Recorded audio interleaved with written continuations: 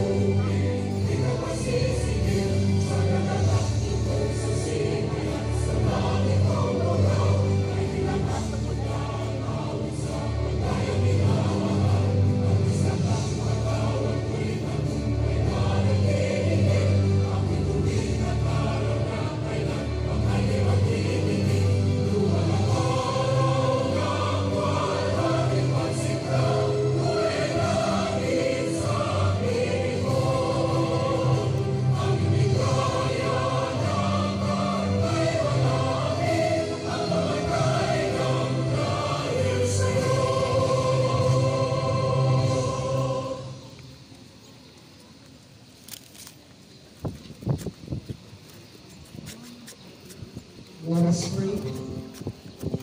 Father, in the name of your Son Jesus. Son of God, our school principal, Sir Pablo M. Magbanwa Jr.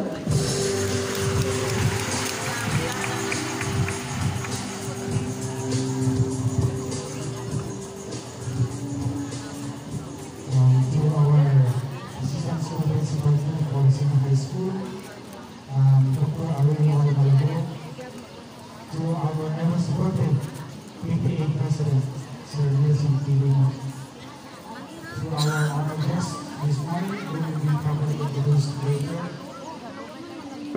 to the members of the faculty and staff of Holy Vesna National School, to the proud parents at the back, student awardees, mayong buntag na ating tanan.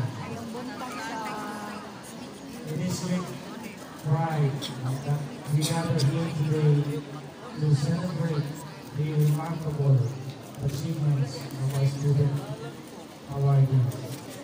This is not just to recognize your excellence, but also to inspire others to continue striving for excellence in whatever endeavors you may have. To the awardees for school year 2023-2024, my warmest congratulations. This is the culmination of your hard work, and you're now reaping the fruits of your labor. And this is not just an achievement of yours, but also the achievement of your parents and teachers. Di ba kagilin yung mga teachers and yung mga parents?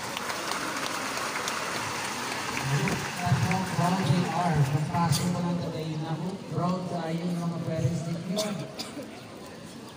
To the proud parents